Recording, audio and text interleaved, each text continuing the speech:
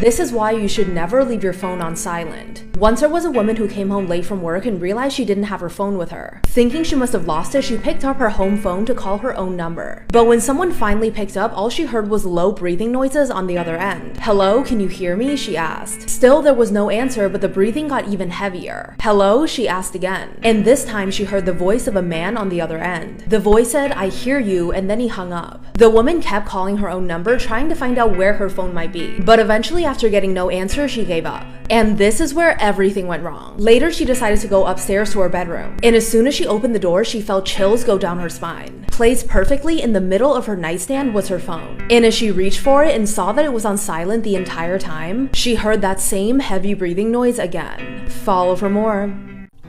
Let's talk about Teke. The legend goes there was a young girl who was an office worker in the military. She was then abused, and you know what, by American military men. Look at Milo. That night she leaped on a train track, causing the train to split her in half. Now she walks around and hunts the streets of Japan at night, unaliving everyone she meets in her way. I forgot the chia seeds and the flax seeds. By the way, guys, the reason you haven't seen Gizmo is because he died. Can we get RIP Gizmo in the chat? Comment below, what should we name our new baby? The highest voted name wins. Now, she only has her upper half, so the name Teke comes from when you hear her walking on the ground and her nails hit the ground. If you make eye contact with her, even if you escape, you are said to be cursed and will die in 3 days. That's some good stuff. It is said that if you also hear a story about her, you are also cursed. Shortly after hearing about the legend, she will come to you in a dream or a random phone call and ask you a riddle. If you answer right, she might leave you alone. But if you answer wrong, she will come for you next. The Silent Twins refused to speak to anyone but each other. June and Jennifer Gibbons had made a pact with each other where one of them had to die so the other could live. They were born in 1963 in Barbados, but grew up in Wales. From the moment that they were able to speak, they were inseparable. But they had a dark secret. They refused to talk to anybody but each other. Nobody even knew why. Like, they would stand perfectly still in front of people and stare straight ahead, not saying a word. And even their own family started to believe that something might be wrong with them. These girls were not dumb. They spoke in like a high speed and whispered a language no one could understand but them. They spoke in a mix of English, Bajan Creole, and inverted words. But like, what made it so disturbing was that they were speaking at like lightning speed. And they were both in perfect unison, and it was like they had two halves of the same mind. By the time these girls were teenagers, they were completely withdrawn from the world. They would spend months locking themselves in their shared bedroom, writing dark stories that are really disturbing. And in one of the journals, it said, "One of us is going to die, and it will be Jennifer." People believe that they were trapped with like some sort of psychic bond. Like, one sister could only go on to live a normal life if the other died. And at 18, they finally broke their silence. They went on this crime spree, and they set buildings on fire. They were like vandalizing properties. They were breaking into stores. And the strange part about this is they were committing the crimes together, but they weren't speaking when they were doing this. It's like they were telepathically communicating. And when they were caught, they were sent to Broadmoor Hospital, which is one of the like most famous like psychiatric hospitals in the UK. This is the same place where they would put like violent, terrible criminals. But in the hospital, doctors tried to separate them, but every time they were apart, they would fall into like catatonic states where they wouldn't eat, they wouldn't speak, they wouldn't even move. And one of the psychiatrists described this as one of the most extreme cases of psychosis that has ever been recorded. While they were in the hospital, June wrote in her diary, "We have made a pact. Jennifer has decided to give up her life for me." After spending 12 years at Broadmoor, they were finally transferred to like a lower security hospital. And during the transfer journey, Jennifer leaned over to her sister and she whispered, "I'm going to die." Then by the time they had arrived at the hospital, Jennifer had collapsed, and only a few hours later, she was dead. Like, there was no poison, no signs of trauma, but they have no idea how she died. They could not determine the cause of death. So they just listed heart failure, but they weren't even sure it was that. It was like she simply willed herself to die. The creepiest part about all of this is after Jennifer's death, June started speaking normally and like went on to live a normal life like nothing ever happened. Come over here for more freaky videos. This guy took a video of his neighbor's window and saw this. Why are there so many flies? Well, most likely there is a dead body in there. So I went in his other videos to look for an update. And then 3 days later, the flies are still there and there's no context. Did this guy call the police? Did he let anyone know? This is crazy.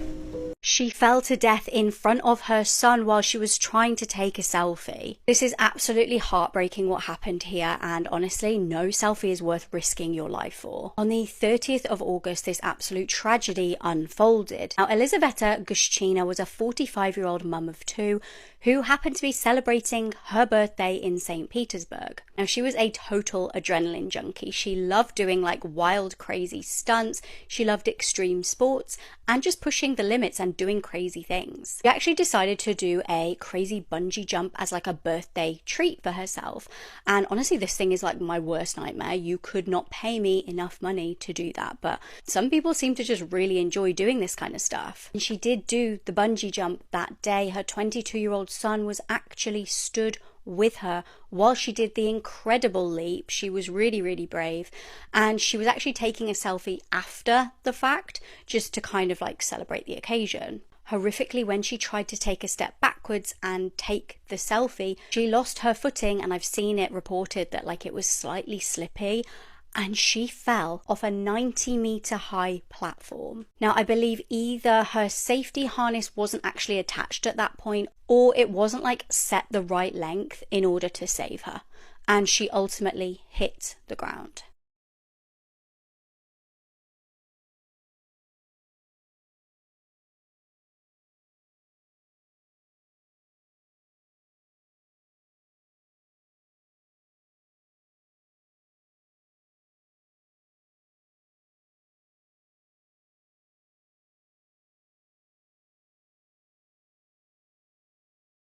If you see a boy on a red tricycle, don't wave, don't smile, and whatever you do, never take the snow globes.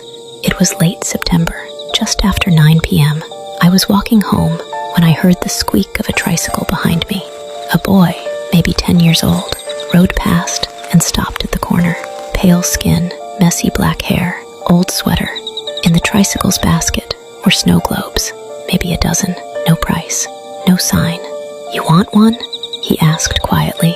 I almost said no, but one globe caught my eye.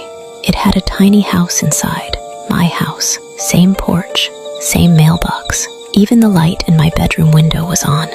I asked how he made it. He just smiled. "They're always right." I gave him $1. He handed it to me and pedaled away without looking back. That night, I stared at the globe. The little light in the window flickered. Then, inside, I saw a tiny figure moving. It looked like me, sleeping. Around 3 a.m., I woke to a sound, the squeak of a tricycle, right outside my window. I looked out. The boy's tricycle was there. When I turned back, I saw him. The boy was standing in the corner of my room, smiling. £1,000 Sisters reality star Amy Slayton is facing drug and child endangerment charges after being arrested at a zoo in Tennessee. Officers were responding to reports of a customer allegedly being bitten by a camel, but were overtaken by suspicious odours coming from the guest's vehicle. Amy was arrested along with another man, and they're both facing charges of 2 counts of child endangerment and illegal possession of Schedule 1 and Schedule 6 drugs. She and her sister's weight loss journey have both been followed by TLC for 5 seasons, and Amy's welcomed 2 kids on the show. Officers have not shared any more details about the camel bite. Morbid Facts, Part 95. In March of 1995, 33-year-old South Carolina man Terry Cottle took his own life by shooting himself in the throat with a shotgun. After spending 4 days in the trauma unit, Terry's wife Cheryl agreed to take him off life support and donate his organs. His heart ended up going to a 57-year-old man named Sonny Graham who was dying of heart failure. After a successful transplant, Sonny started writing to his donor's wife Cheryl. Over the next 10 years, the two ended up falling in love and eventually got married. Soon enough, people started to notice that Sonny was taking on some of Terry's personality and characteristics. He started liking things that he never enjoyed before, like beer and hot dogs, which were some of Terry's favorites. This isn't exactly uncommon in transplant recipients. as many people have reported taking on the tastes, emotions, and even the memories of their deceased donors. But this was taken to the extreme when 12 years later, Sonny ended up taking his own life the exact same way as Terry did, with a shotgun to the throat. Kendrick Johnson was a 17-year-old boy from Georgia. After not returning home from school, his mother reported him missing. His body was found upside down in a vertical, rolled-up mat in the gym of his high school. It was assumed that Kendrick had been reaching for his gym shoes, which he kept inside the mat, and had gotten stuck. The death was ruled an accident, the cause of death being positional asphyxiation. Kendrick's family was not convinced, and they believed it was a covered-up murder. Kendrick's body was wider than the diameter of the mat, leading some to believe that he was rolled in it. The shoes Kendrick was wearing looked to be placed on top of him after his entry. There was a pool of blood under Kendrick, but there was no blood found on the shoes at the bottom of the mat, leading some to believe that the scene was staged. There was also about an hour of footage missing from the school's security cameras. The family decides to do a second autopsy, but they find Kendrick's organs missing and his body filled with newspaper. Organs are never found, but the autopsy reveals there was blunt force trauma to his neck. The family believes that 2 fellow students murdered Kendrick, but the case is being covered up because of Kendrick's race and because of the police connections that the students had. But there has been insufficient evidence to prove this in a court. Was this a tragic accident or something more sinister? Nobody has been able to explain this creepy viral video. For the past 11 years, a man who runs a TikTok account by the name of Dude My House is Haunted has been pretty confident that there has been some paranormal activity within his home.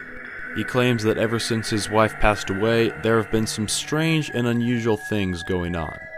So eventually he decided to leave cameras out and record what was happening and post it onto TikTok, which is the footage that you are about to see. In this video you can see a chair seemingly moving on its own. It moves somewhat slowly until it suddenly is violently pulled into the corner by the kitchen. A mysterious shadowy figure can be seen moving behind the chair, and then suddenly out of nowhere the chair is thrown into the kitchen. Now of course we're not really sure what happened in this video, but I'm having a hard time coming up with an explanation for this one.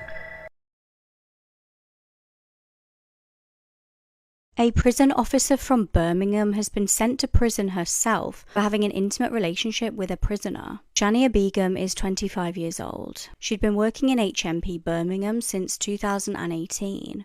Now, the prison is Category B, which means that the prisoners aren't considered as dangerous as in a Category A prison, but they are still held to quite high security standards. At first, she was a respectable member of staff until she began having an S relationship with an inmate in 2022. This was Joshua Mullings. Now, fellow prison officers had actually heard rumours and started to get suspicious about the pair's relationship. They knew that they needed hard evidence in order to do something about this.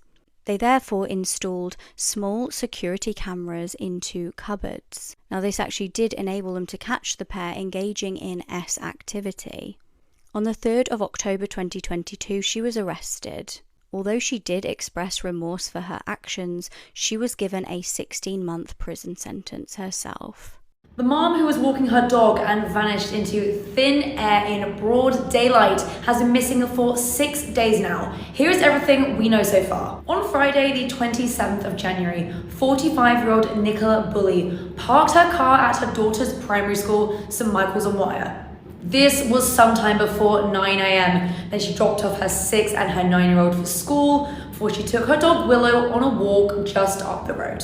Now at 9:01, it is reported she joined a Teams call for work on her phone. She didn't have her camera on or her microphone on, it was muted, but she was on the call.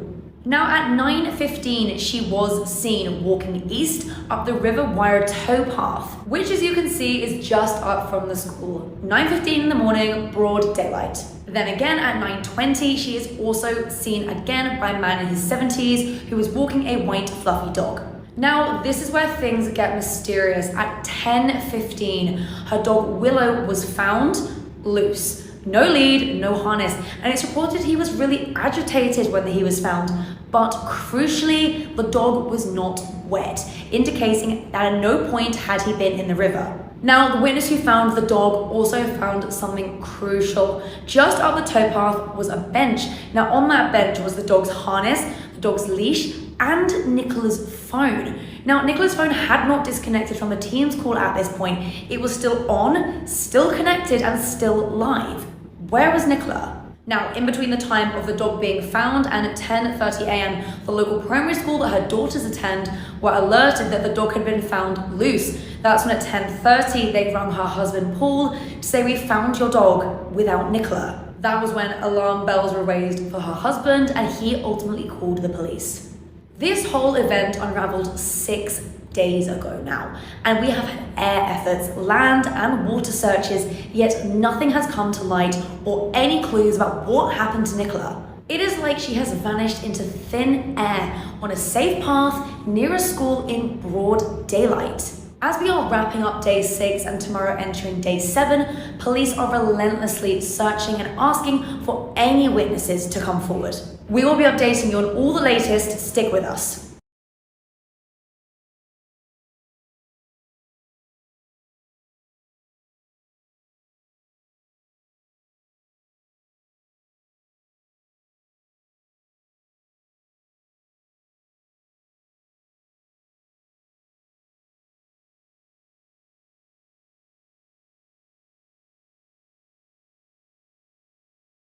Guys, I have a shocking update on this case. I know a lot of you guys were really confused as to why this woman murdered her entire family after finding out her husband had cancer. I was confused. I kind of knew in the back of my mind there was something else going on because it didn't really make sense. So it turns out that Emily was in serious trouble for stealing money from her company. Apparently, she stole over $660,000. She was a director of operations for a chicken wing company, and it's been said that since 2023, she had been transferring money from the company into her own account. She was under investigation, and her company stated that she had a meeting a week before she took the lives of her entire family. And this isn't Emily's first time getting caught stealing money. Apparently in 2016, when she was working at a pub, her and her boyfriend at the time, they stole around $11,000 from the pub and she got fired. Now, does this justify taking out your entire family?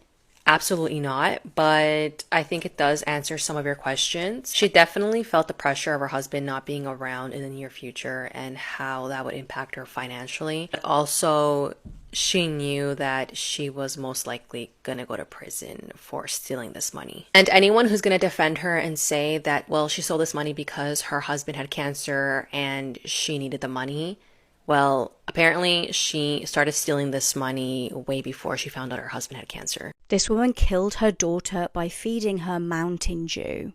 Tamara Brooks is a 41-year-old woman from Ohio. In January 2022, her 4-year-old daughter tragically passed away. Tamara and her partner reportedly found their daughter unresponsive on the 21st of January. They rang an ambulance and the child was raced to hospital. She sadly didn't make it. When she was examined post-mortem, it was discovered that she died from severe malnutrition and suffered diabetes-related complications. She had been fed Mountain Dew through a baby bottle, and the child's teeth were actually rotting so badly that she barely had any teeth left. The child had never been taken to a dentist, and Tamara was said to have mixed baby formula with fizzy drinks.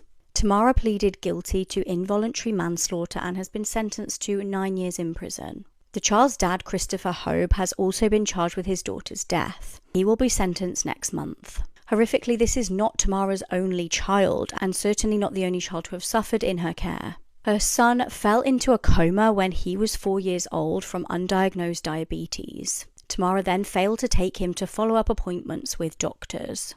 This man locked his head in a cage to quit smoking. Ibrahim Yusuf from Turkey took such a drastic measure in 2013 after he saw his own father pass away from lung cancer. Ibrahim had been smoking 2 packs of cigarettes every day since he was 16, and all his other attempts to quit had failed.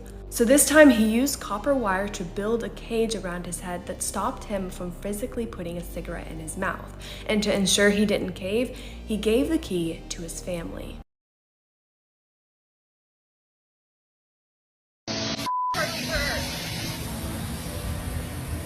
He lives as he dies. Promoting violence. Record all you want. Look at that. Whatever. Yeah, not Charlie Kirk.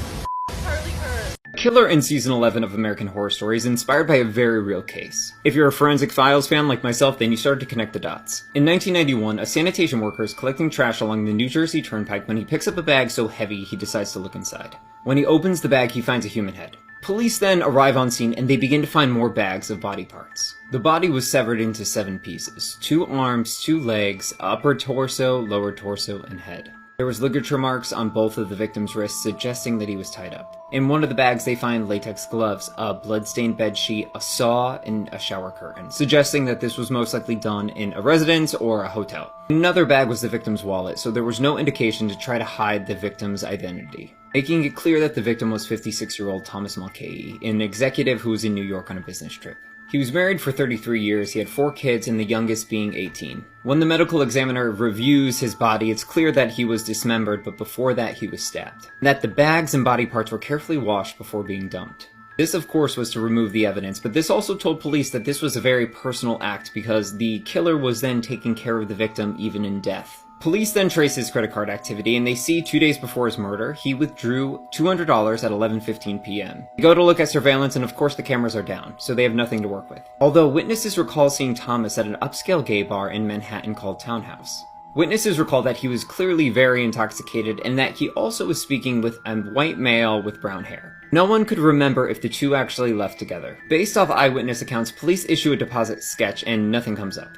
So again, just like the ATM camera not working and no results coming up from the composite sketch, police look elsewhere for evidence. Police then turn back to the bags that the body parts were found, and they recall there was a wrapper for the latex gloves that were inside the bag. On that wrapper was a sticker indicating that these gloves were purchased at a CVS in Staten Island. Police now had a location, which was good, but also, mind you, there were more than 500,000 people living in Staten Island at this time. Also, side note, the victim's wife comes forward and says, hey, at some point later in our marriage, my husband started to interact with same-sex relations outside the marriage. That kind of explains why he was at an upscale gay bar in Manhattan on his business trip. Anyways, a year goes by and no clues, no progress is made on the case. It's at this point that New Jersey police come across another set of bagged body parts. Just like the first case, the bags were double knotted and the body parts were broken into the same 7 pieces. I am running out of time, so if you'd like to hear more about this case, please let me know. I apologize for not being able to cram it all in. Has a zombie apocalypse started in China? Now, a video was released a couple of days ago of what seemed like a man getting up after being presumed dead. And this apparently came from a hospital/morgue somewhere inside of China. Now, this panic of a zombie apocalypse starting has come from not only this video, but also because of a couple of reports going around the internet explaining that if a zombie apocalypse was to begin, then China could be the epicenter of it. Now, this grainy black and white video has been viewed over 3.7 million times, and has basically made the internet do what the internet does best: prepare for a zombie apocalypse. But the big question is this real? Are these claims real?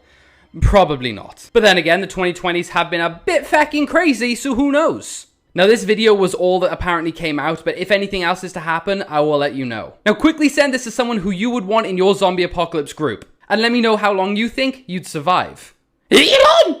There might be a serial killer on TikTok. So this is just according to the comment section. The video poster didn't specify who it was, but the commenters all think that it is this banned account called Hasslerhoff6969. She had discovered this really strange sequence of events on TikTok. So she started by mentioning the man appeared to be in a psychotic state and his wife and kids were allegedly having him committed. From there, she spirals into how she discovered this series of videos where the guy is treating this blow-up doll like a girlfriend, and his content is becoming increasingly alarming, because I know that doesn't give serial killer. This isn't the person in question. His account was banned and all his videos are gone. This is just something similar. She goes on to explain that the guy wears a human-like mask and creates dark videos in his basement with scary music, which once again sounds like horror. But here's where things get weird and probably is why his account was banned. So his posts were filled with a lot of anger and hate towards women. He was calling them evil, mentioning things like being maced, and he was going to be involuntarily committed by his wife and children. So maybe it was just anger about that. But this creator is very worried, just genuinely worried for the state of mind he's in. I hadn't seen the videos, but they're just expressing that they really hope other people in his life are aware of the types of videos he's creating, and that people can intervene and get him help before things escalate further.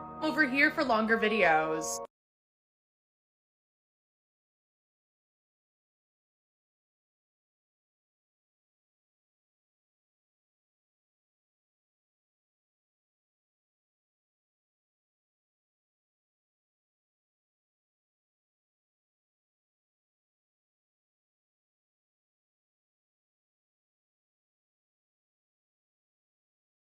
This massive animatronic breathes, and there's a video of it breathing at the end if you just want to go skip and see that.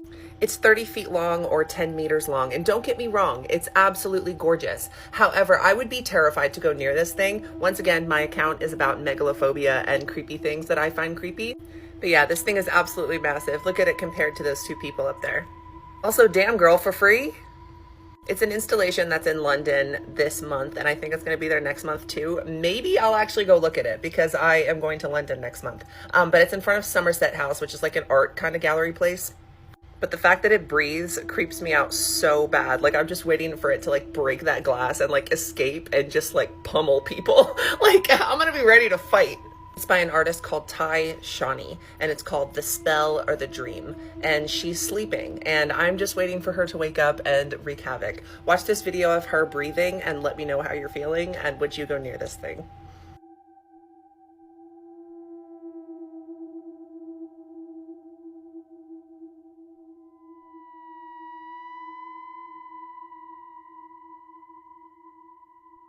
The Mississippi State Medical Examiner's Office has officially concluded their autopsy, and Trey Reed's death has been ruled a suicide. The autopsy concluded that his cause of death was hanging and the manner of death was suicide, and they say toxicology is still pending. But Trey's family isn't stopping their fight for justice. They are now seeking an independent autopsy after, quote, receiving conflicting accounts and incomplete information about the circumstances of his death. The independent autopsy will happen once Trey's body is released by the state medical examiner. The family's attorney has also asked for all video surveillance footage in the investigation, hoping that this will help give them clarity as to what happened to Trey. And many in the community are demanding answers along with Trey's family. Earlier this week, Mississippi Representative Benny Thompson called for a federal investigation into Trey Reed's death. He said, quote, we must leave no stone unturned in the search for answers. While the details of this case are still emerging, we cannot ignore Mississippi's painful history of and racial violence against African Americans. Many at the college that Trey was attending are also asking for answers. Those who knew Trey do not believe that he took his own life, and everybody just wants to see him get the justice he deserves. So hopefully this independent autopsy will give some more clarity. So you like anything creepy, but have you heard of Ayuwoki?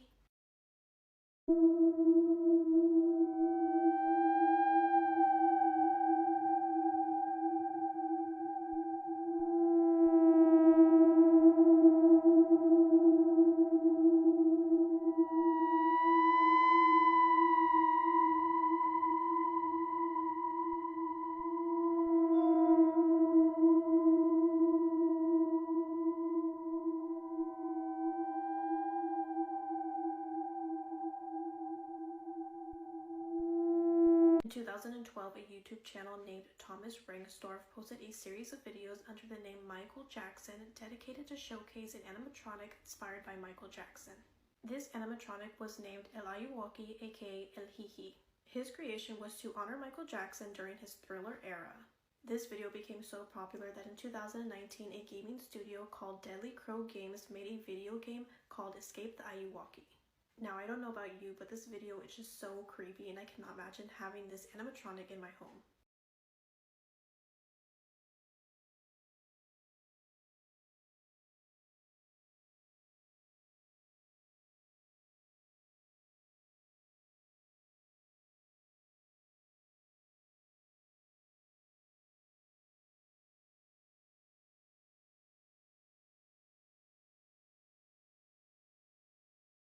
Some of you guys wanted more context on this case after I made this video, so don't worry, I read about this case so you don't have to.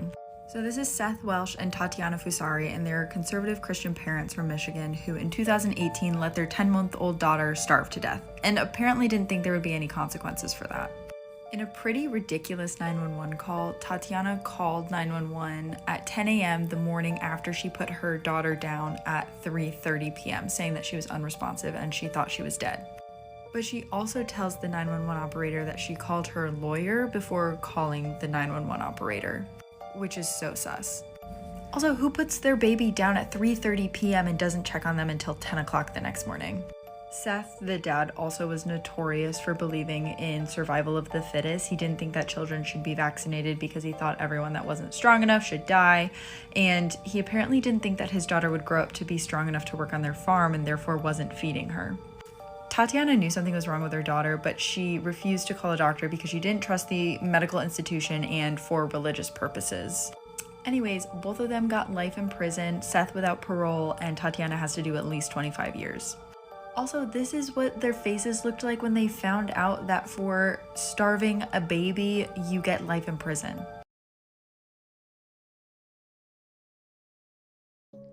Grace Millane was born on December 2nd, 1996. After she finished and graduated from the University of Lincoln, she decided that she now had time to travel the world and celebrate her hard work before committing to a full-time job. Grace traveled to 2 other countries before heading to New Zealand. On November 19th, 21-year-old Grace arrived to New Zealand, and 11 days later, she reached the city of Auckland. She checked into a hostel on Queen where she shared her room with other travelers. On Saturday, December 1st, 2018, Grace left the hostel before 6 p.m. and headed to the city to meet with someone that she met on Tinder. Texts show that Grace wasn't sure whether to meet with this person. But after some more texting, she decided to go on this date with this man named Jesse Kempson. During the date, Grace was texting her friend telling her that she really liked this guy and that the date was going great. Surveillance shows Grace and Jesse meeting and heading to a restaurant. While at the restaurant, Grace got up to go to the bathroom and Jesse was seen searching through her purse. After 9:30 p.m. that night, both of them left the restaurant and headed down the street. The next day was December 2nd and Grace's 22nd birthday. Her friends and family were sending Grace birthday wishes, and oddly enough, Grace was not responding to anyone. Her parents contacted the Auckland police and reported her missing on December 5th. After police investigated Grace's whereabouts on December 1st, they found out that she met with Jesse Kempson. On December 5th, Jesse was asked to come to the station to answer some questions. Jesse told police that around 10 p.m. that night, him and Grace said their goodbyes and parted ways. After further investigating, police find out that Jesse lied and surveillance shows both of them in the elevator making their way to Jesse's apartment. The morning after, Jesse is seen entering the hotel elevator alone. He left the hotel in the morning and went to buy a suitcase and cleaning supplies. Several hours later, Jesse is seen meeting with another woman who he matched with on Tinder. Later that night, Jesse is seen putting 2 suitcases on a trolley and putting it in his car. The next day, Jesse was seen on surveillance buying a shovel. On December 8th, Jesse was interviewed again, and now his story drastically changed.